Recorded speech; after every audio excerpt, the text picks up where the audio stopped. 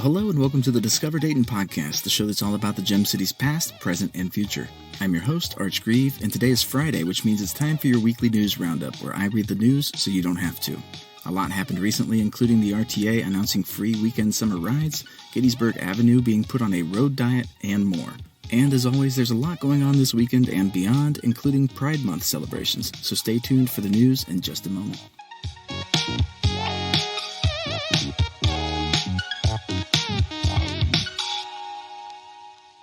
And now for last week's news in Dayton. Well, Dayton City Commissioners spoke out recently against Mike DeWine and the Ohio Statehouse for legislation that legislators passed recently and that is now awaiting Governor DeWine's signature. House Bill 99 is a bill that would allow school teachers to be armed in school settings with as little as 24 hours of training. The commissioners also spoke out against past legislation that Mike DeWine has already signed into law, including a Stand Your Ground law and legislation that enabled people to conceal carry without a permit. The commissioners pointed out that in the wake of the tragic Oregon District shootings 3 years ago, the governor promised to pass common-sense gun laws, which never materialized. Well, if you're looking to save money on gas, then you might want to hear about this next story. The Greater Dayton RTA is going to be offering free rides on weekends over the summer starting tomorrow, June 4th, and going through September 4th. The RTA is offering the free rides on both its fixed route buses and paratransit vehicles, and RTA officials say they hope that the cost of providing the free weekend rides will be offset by increased ridership, particularly as gas prices continue to increase. For more information, visit iRideRTA.org. Well, if you remember last week, I let you know about the curfew sweep that the Dayton Police would be doing last weekend. Well, the numbers are in, and the police caught 0 juveniles breaking curfew during last Friday's sweep, which police are touting as a success. The sweep primarily took place downtown, but also included parks that juveniles are regularly observed congregating in. Well, the city of Dayton will be putting Gettysburg Avenue on a, quote, diet to help reduce what city leaders call automobile circus acts and hooning, which is apparently a word used to describe reckless vehicle operation maneuvers such as drifting and burnouts and the like. The diet consists of shrinking the roadway and decreasing the number of traffic lanes, which city leaders say is larger than it needs to be based on Dayton's current population. The changes would be reminiscent of what the city did to the area of Brown Street near UD, and the city plans to take action immediately while simultaneously seeking funding for more long-term fixes. The city argues that the changes are needed because since 2015, a 3.5-mile stretch of Gettysburg has been the location of over 1,400 accidents, 59 serious injuries, and 10 fatalities, including a recent one that killed 4 people. The city is going to be seeking public input before making any decisions on permanent changes and plans to apply for a state infrastructure bank loan to help fund the project. Well, the city of Dayton is planning to use some of its American Plan Rescue Act funds, $150,000 to be exact, to help fund a Preschool on Wheels program. The program, known as Pop-Up Preschool, seeks to provide preschool options for areas of the city that are preschool deserts. Kimberly Jarvis, director of the On Purpose Academy and Mentoring Center, which runs the Pop-Up Preschool program, says she has the teachers that will be needed for the program, but needs help with funding to convert RVs into middle school classrooms, which would serve between 9 to 12 students at a time, and travel to 2 locations over the course of the school day. To learn more about the program, visit www.opamc.net/PUP. Well, in other child care-related news, the city of Dayton is spending over $500,000 to help consolidate 4 child care centers in East Dayton under one roof. The $11 million building is being constructed on the site of the former Lincoln School in the Twin Towers neighborhood by Miami Valley Child Development Centers and will be known as the Lincoln Hill Child and Family Center. The school will serve 250 students, at least 90% of whom meet federal poverty guidelines.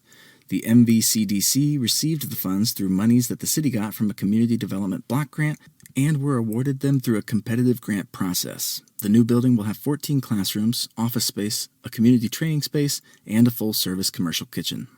Well, now that the Ohio redistricting process mess continues to result in anti-democratic outcomes, the Dayton Daily News reported recently that the new district boundaries will mean that some incumbents will be running unopposed, in spite of the fact that the partisan voter makeup of those districts has changed due to the fact that Ohio's filing deadline has not been extended or reopened since candidates filed their petitions in February. Since then, the districts have changed greatly in some instances.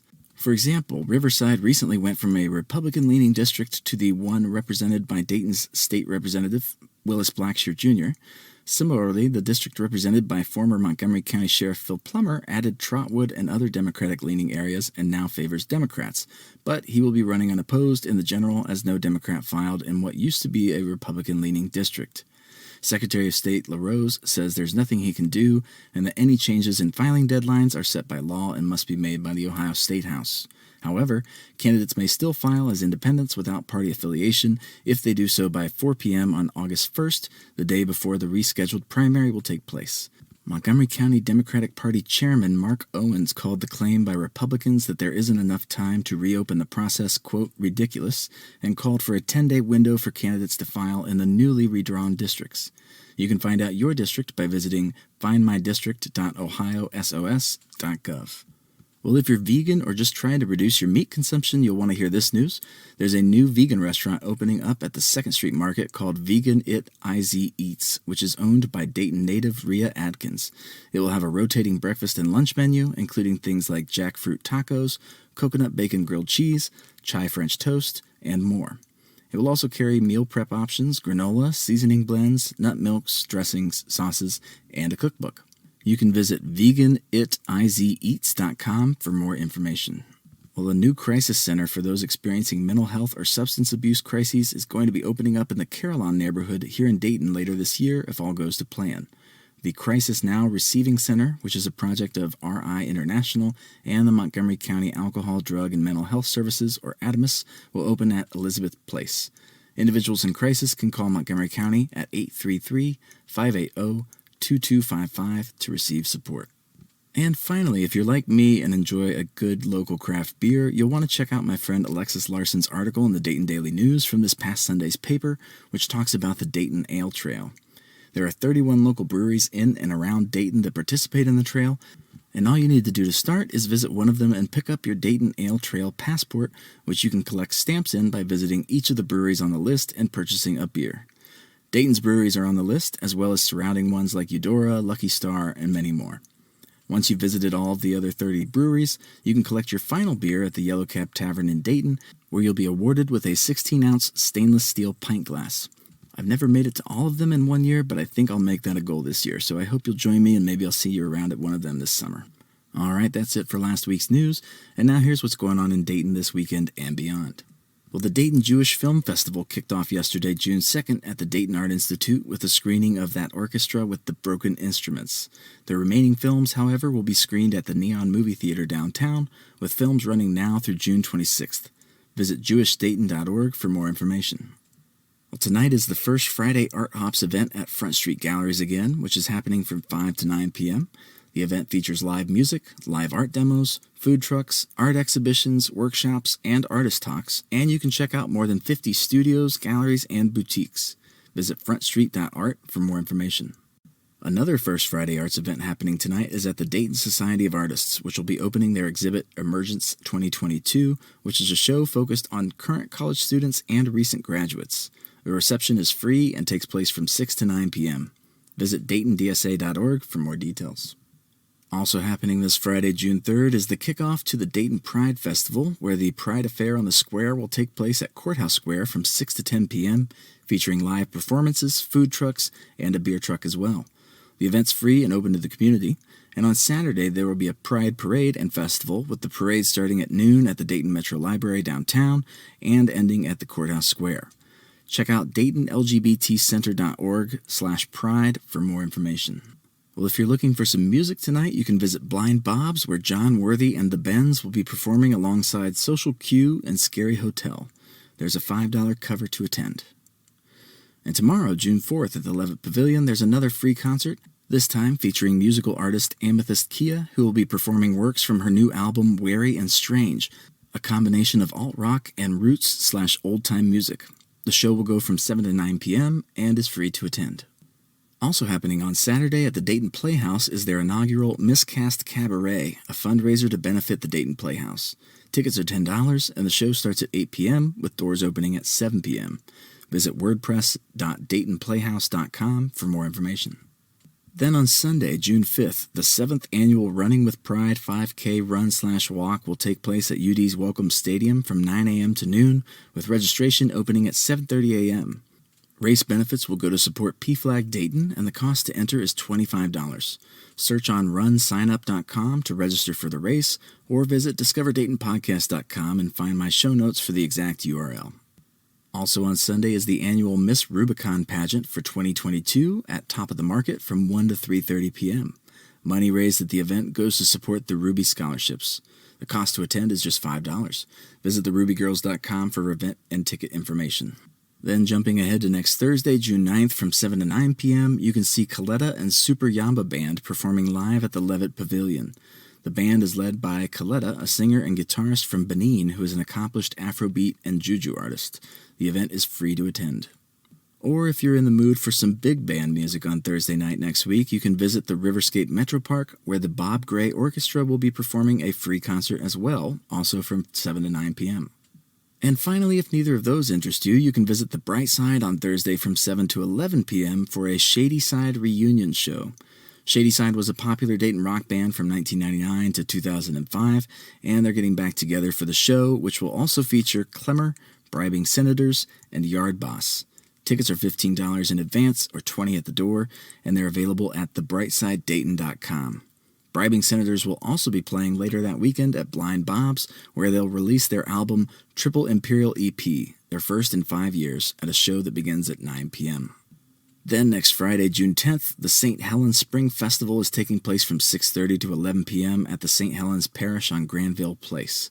The event continues that weekend and features rides, food, a flea market, beer garden, and more, and is also free to attend.